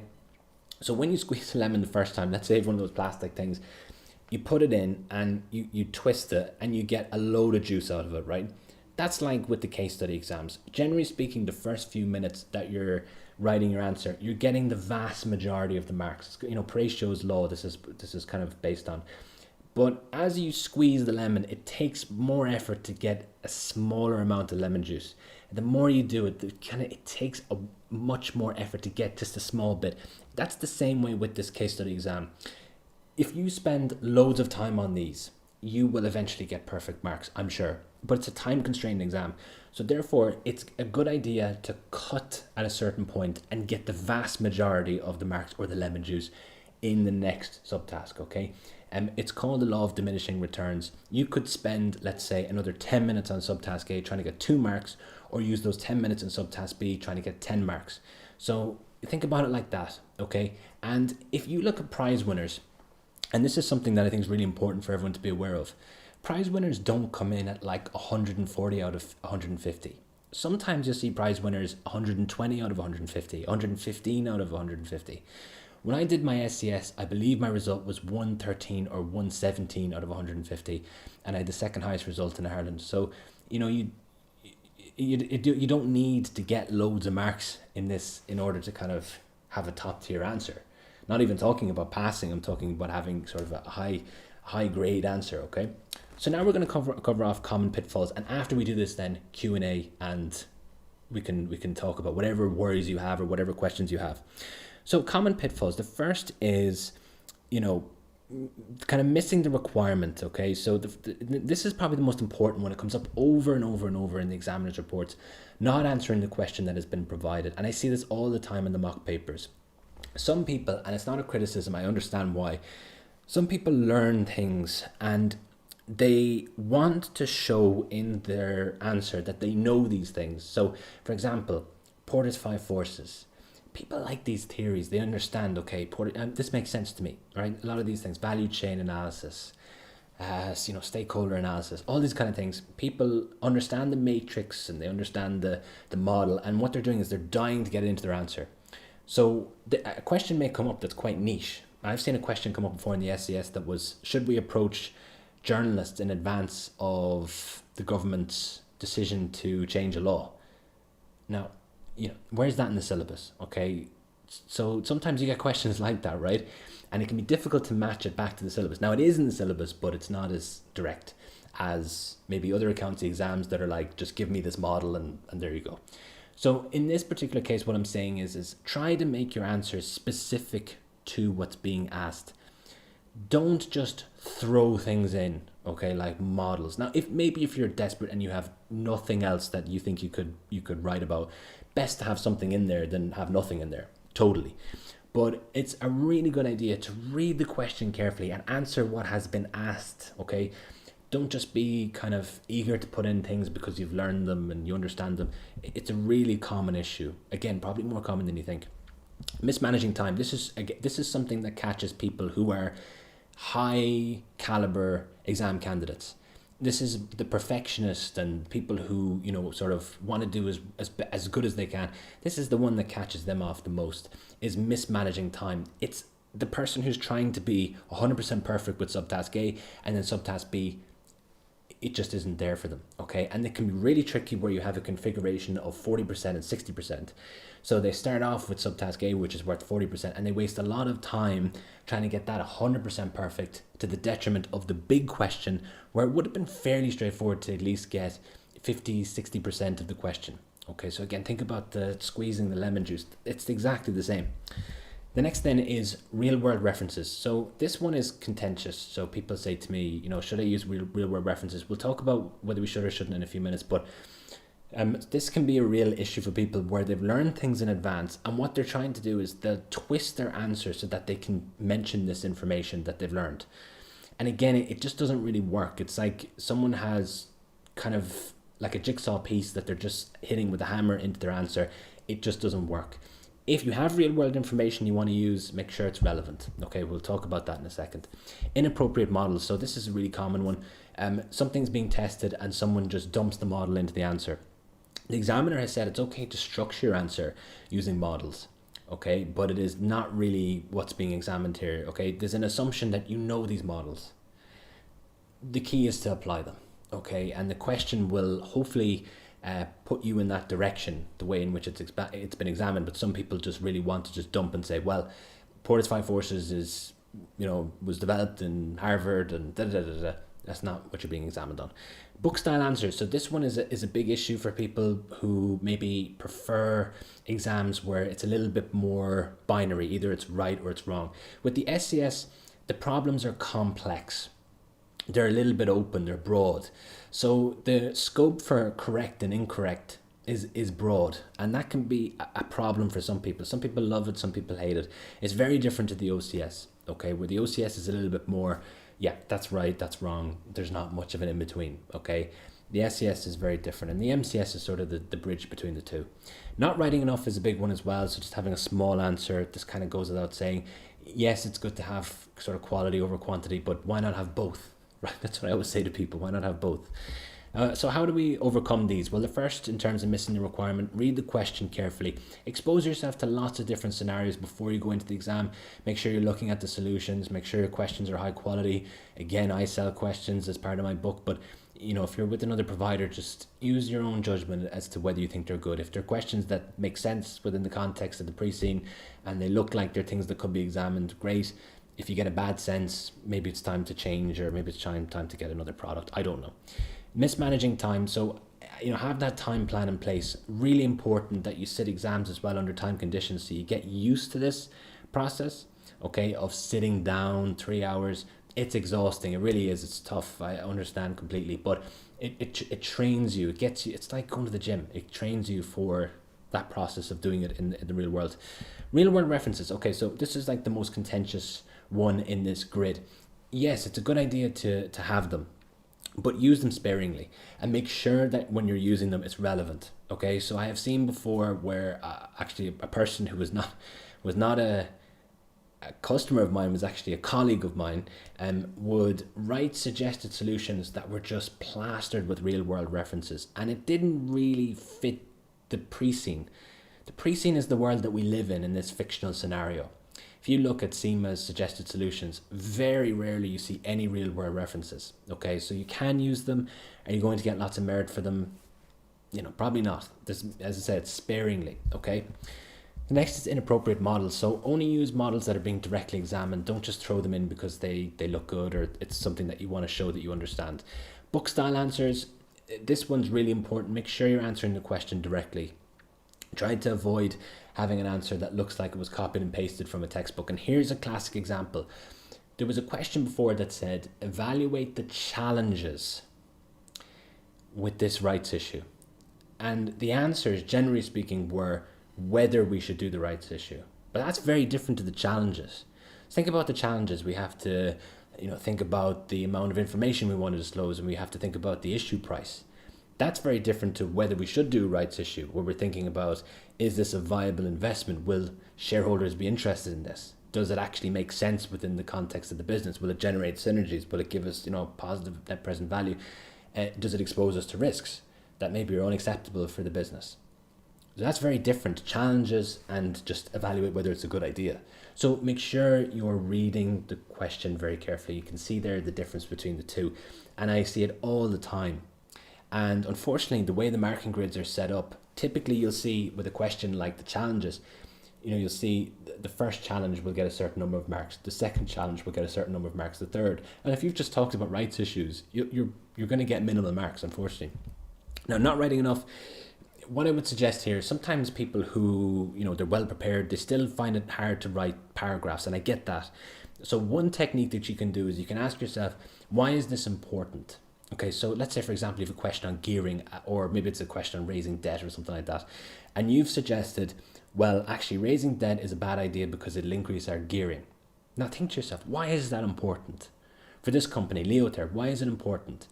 Well, our gearing ratio is already 50%, so it's pretty high. Okay, well, why is that important? You know, what does it really matter? Okay, they have a high gearing ratio. I mean, who cares? The problem with that is that, well, it increases the volatility of our profits. We have more financial risk. Some shareholders are not going to be happy about that. Okay, what else? Sometimes you can use that prompt. Well, if we have all this kind of stuff going on, we may as well have a debt covenant that's tied to a certain percentage. And then you can, again, use the prompt. Why is that important? Well, in the case of exceeding a debt covenant, you can have a fine, you can have the loan being called in, you can have an increase in interest rates, you can have higher collateral requirements. So there you go. You have a really big paragraph now, whereas previously you just had a sentence. Okay, so that's a technique that I like to use. So look, I always say at the end of these sessions, if you are interested in courses with me, if you really like my style, some people really like it, some people don't. I appreciate that. I sell a course. It's the Ultimate SCS course. I believe it's the best solution. It's not always common for Irish people to say that things are the best, or that, you know, they're really good at things. In our culture, it's not something that we always do, but I believe it's the best. I believe, based on everything I've seen, my experience, I try to give as much as possible. Again, it starts from a zero base. So we start from, you don't understand case studies, you've not sat an OT exam. This is where I started in my kind of journey with the SCS. I dealt with cohorts like that, so that was where I started. It's full SCS specific theory videos. They're in 4K, they're in studio quality, so what you see is pretty good quality, but we have studio quality, which is you know, big microphones and cameras and stuff like that. Okay, it takes a lot of work to put together. Expert pre-scene analysis, it's a pre-recorded version, studio quality. Access to our textbook. You also have industry analysis, potential scenarios, videos. There's 2 assessment sets, which are half mocks. They kind of get you ready for the mocks, so to build confidence. They come with feedback. 3 mock exams with feedback. The feedback's really useful. I try to make it as concise as possible. You don't get a big mammoth load of text back. There's payment plans there as well if you're someone that likes those. There's no penalty for using a payment plan. You don't have to pay more for that. It's just it's an option if you want it. And there's pass assurance as well, and direct contact with me. So what I've done here is I've included up in the corner my WhatsApp. I love using WhatsApp. So if you want to talk to me on WhatsApp, just send me a message. I don't really do phone calls. I just think there's no point. It's easier just to put everything on text. So please send me a text rather than phoning the WhatsApp number, and then hugh@proaccountancy.com if you want to email me. Some people prefer email. So look, what I would suggest, any questions that you have, why not just ask them? Okay, so they could be on anything to do with this case. Okay, maybe actually you have a question about preparing for August. Maybe it's actually not May that you're looking at, maybe it's August. I can just see here. So there's a few questions. So how deep to go on a theory? Yeah, that's a good question. So I don't want to give kind of like a sales pitch, but I suppose in terms of the way my materials are set up, when you're studying for the theories, you know, really what I have in the book is as kind of much as you need to know. I suppose that's the detail that I've gone into. I mean, the way I feel about it is try to aim for the stars with the exams, right? So try to kind of do as well as you can. I'm not someone that believes in just like hyper summarizing everything and kind of hope for the best. I think it's a good idea to prepare as well as you can and aim for as high as you can, you know, because if you don't get that, then you'll still probably pass. Okay, so it's good to have good aspirations. So I would say, in terms of the detail, the book, the detail that the book goes into is as far as you need to go. Now, in terms of your answer, which you may be asking me, how much content do you need to have in your answer? You know, generally speaking, about 6 sentences per paragraph is probably a good target. You can add more, you can have less, but it depends again on the size of the sentences, what you're writing about. There's a lot of factors. But if you look at the suggested solutions that are within my textbook, or sometimes I put out free material. If you look at my LinkedIn, and you're free to add me on LinkedIn, I've put up past mock papers that I wrote, and you can actually see the structure of the paragraphs that I put out there, and that'll give you a kind of a visual idea as to how much to write. And as well as CIMA suggested solutions will give you an idea to a certain extent. So Sylvia, in terms of a study plan, do you suggest to allocate a certain number of days to each core activity, so focus only on one, and once finished pass on to the next one, or do a mix of core activities every day? Now that's a really good question, Sylvia.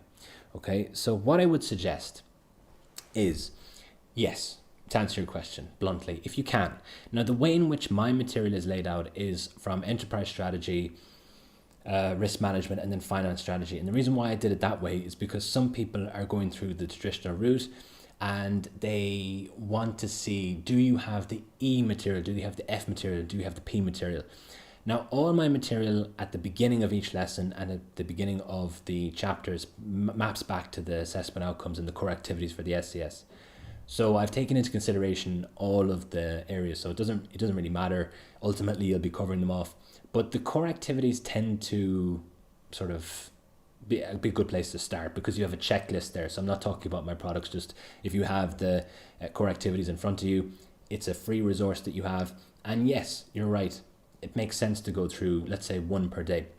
All I would suggest to you is that there are some where you end up going into material that may be very different as you go through the various different core assessment outcomes. So let's say, for example, core activity B. The first assessment outcome and I think the next three are all sort of E3 enterprise strategy, and then you have interest rate risk and currency risk being thrown in there. So you kind of have to go into a blend, I suppose, of risk management and financial strategy. So you may have to kind of weave in and out of the different pillars, and you know the way in which the content has been laid out is different in the FLP as it is to the traditional route and my course, but ultimately you're covering the same thing. So I would suggest, because it's a free resource and it's a natural checklist, yeah, makes sense to go through the core activities that way. Just make sure that you're covering them all off, the assessment outcomes, all of the core activities, because they'll all be sort of, I suppose, relevant to you. There's not one that you can say, oh, there's the likelihood of that coming up is low, so therefore I'm going to leave it out. It's a bad strategy to have. Okay, so Stefan, that's what I used to call for all of mine on MCS. Yeah, exactly. Well, you know what I mean. The MCS, if you've approached the MCS, and some of you may have gotten exemptions up until this point, the MCS is, you know, very similar to the SCS in terms of the exam technique that you can use. So what I talked about there in terms of like dividing out your time and having the headings and so on and so forth, you know, that is that's an approach that you can use in the MCS. But for the SCS, the main difference is that you have more time. So the idea is that your answer would be slightly larger. So that's sort of the bigger difference between the SCS and the MCS. A lot of people ask me that. They go, I'm transitioning from one to the next. So, you know, what should I be doing really, you know, at this point? Like, what should I be doing different?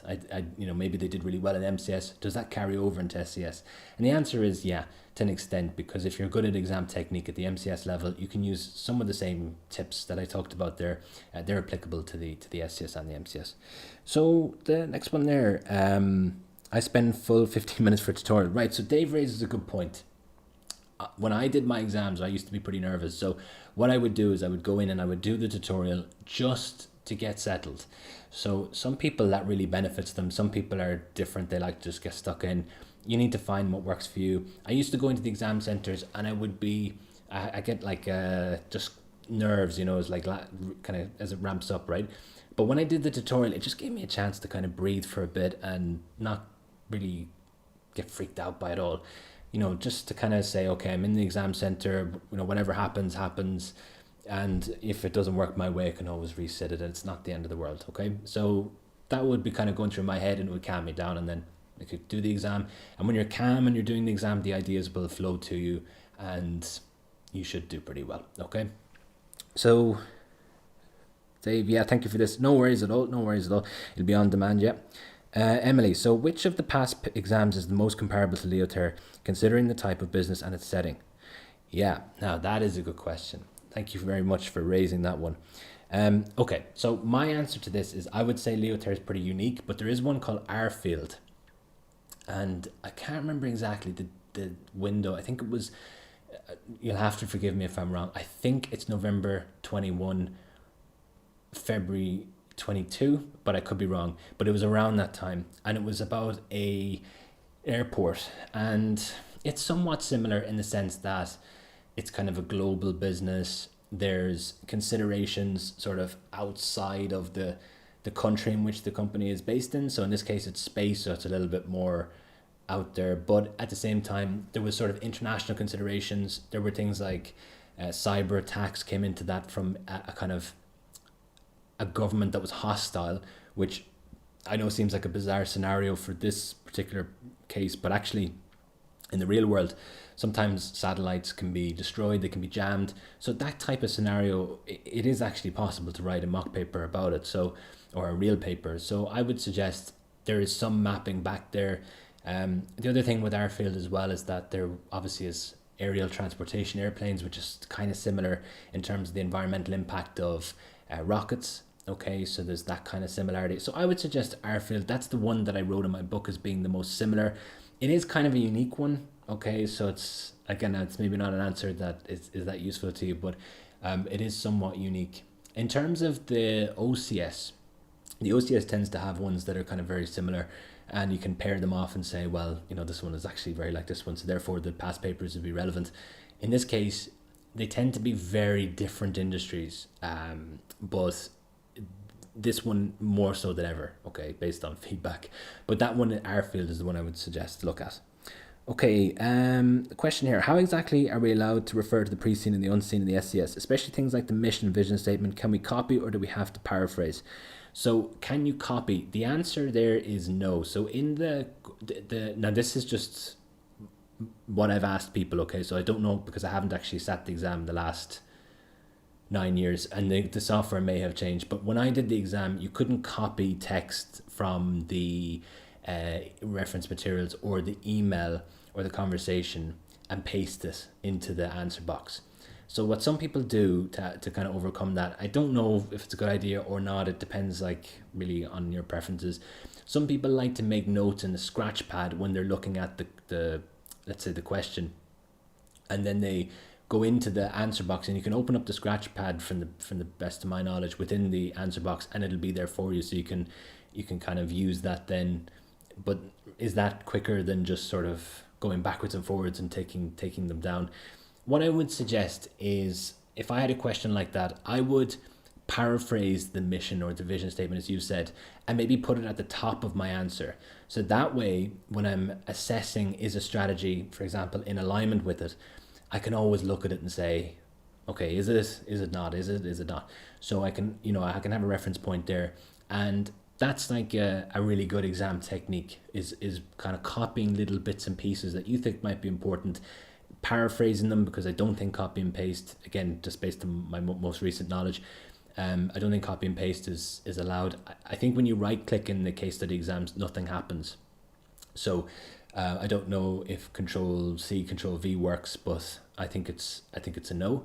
I'm going to operate on that basis. But I would say, writing down little bits of information just to kind of prompt you is a really good idea. So that's how I would do it to answer your question. If you're answering a question based on the mission or the vision, what I would do is I would break it up into pieces, right? So let's say, for example, it's the vision statement.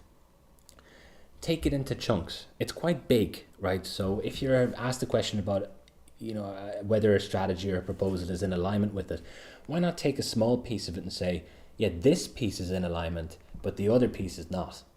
Same with the mission. You can break it up into pieces, right? So, is this little piece in alignment or is it not? Okay, so you can do that. I think that's probably the best approach. You get the most amount of content out of that.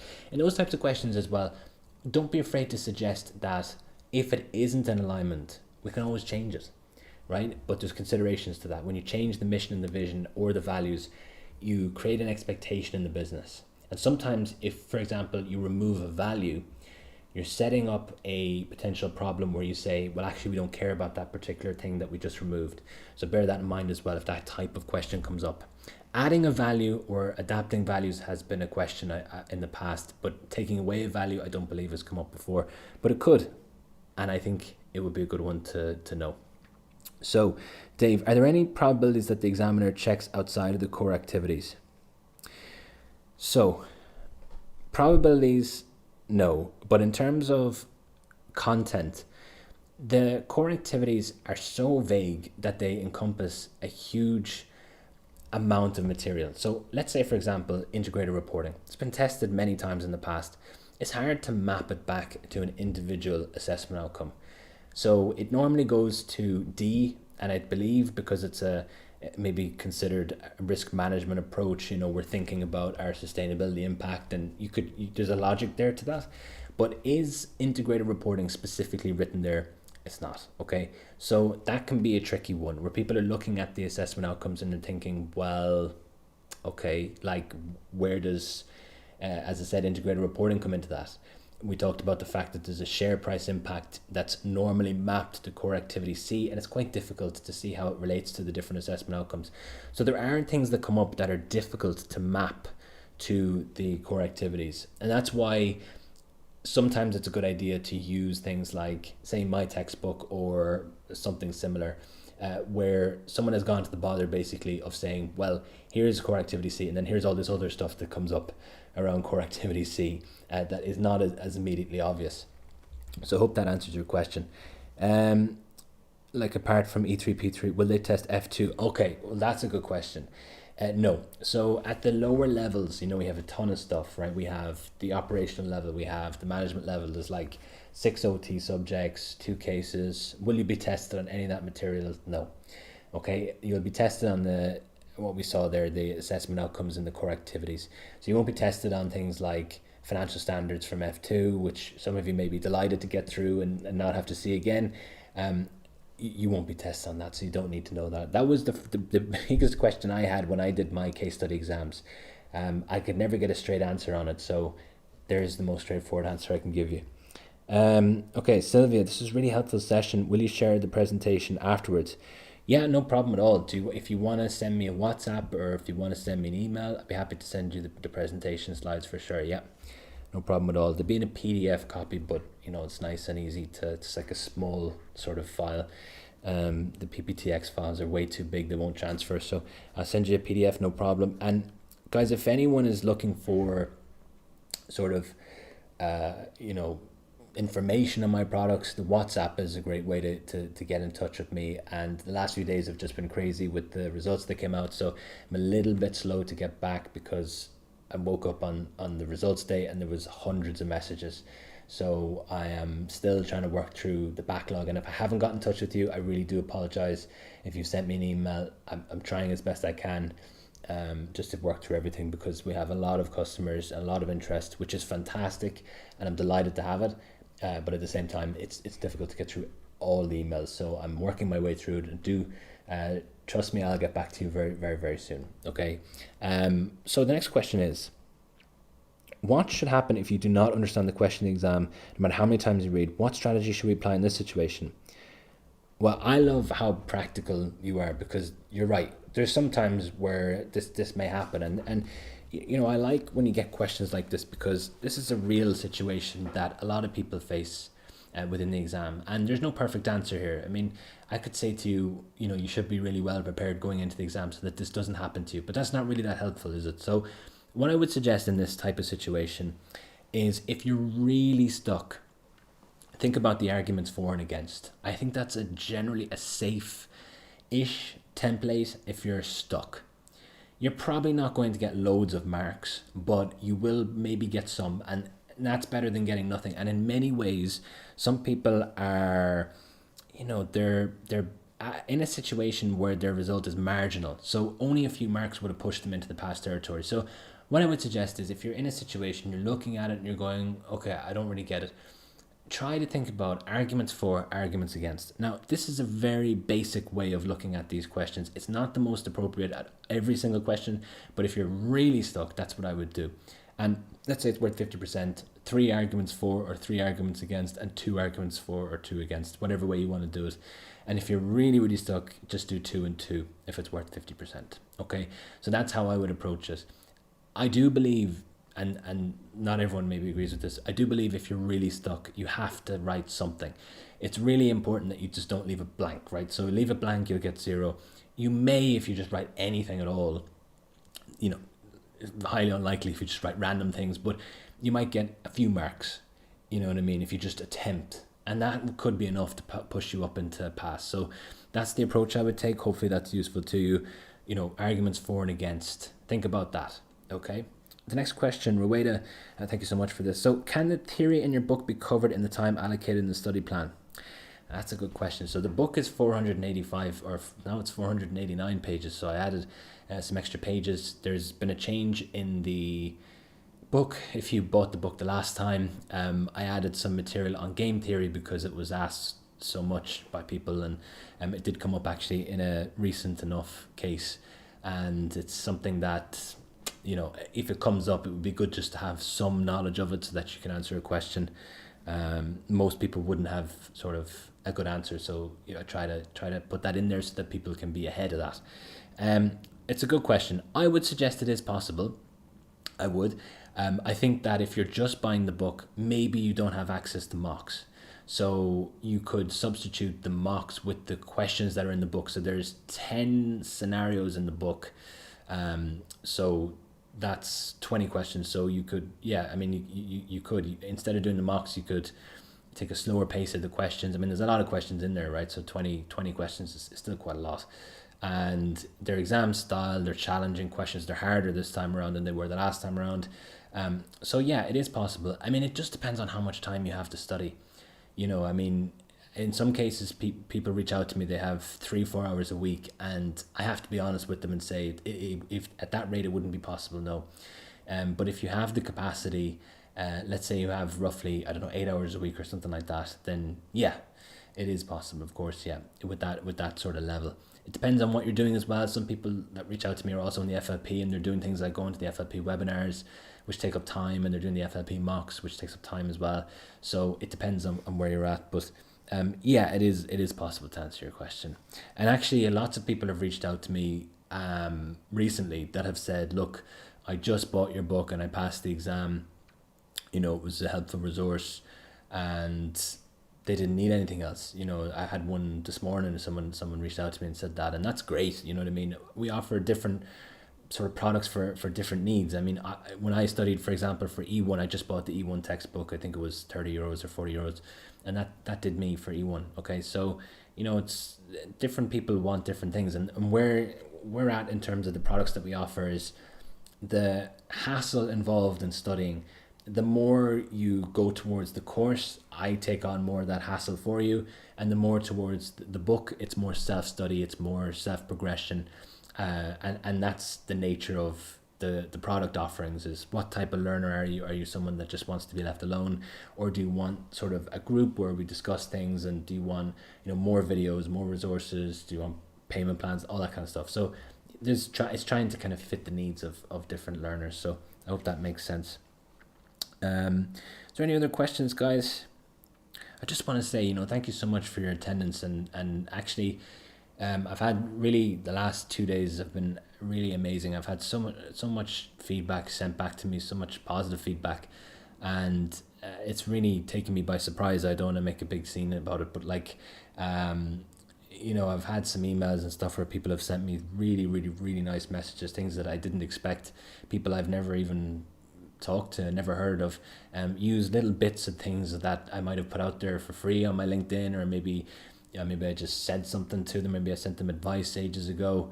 Some people see me with MCS videos and OCS videos from ages ago, and they say thank you so much. So if you're someone who sent me a really kind message, I want to say thanks. I don't expect people to get back to me with these things, but when they do, it really makes a big difference. And today actually I saw, you know, a lot of people were recommending my product on a group, and I didn't ask them to do that, but they did, and it really meant a lot to me. So, you know, if you're someone who's doing that, thanks. I really appreciate it, and I mean that.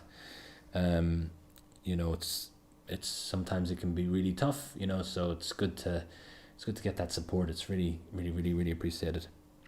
So Crystal, no problem at all. No problem at all. And look, there's plenty of stuff on my channel as well, on the YouTube channel, that might be helpful to you if you're sitting the upcoming paper, you're thinking about sitting it. There's another video like this, and there's also the pre-state analysis, and there's some other stuff as well in there. So you know, in the future there will be another video coming up. There'll be a big one, and I don't want to spoil it, right? But we did a massive video for the last round. I think it was like 3 hours, 4 hours, I don't know. I'll be doing that again, okay, but I don't know the exact date yet, okay, so bear with me on that. It probably will be closer to the exam day. So guys, thank you so much. I can see everyone saying really nice stuff. I really, like I said, I really appreciate it. You know, it's been such a crazy last two days when the results came out.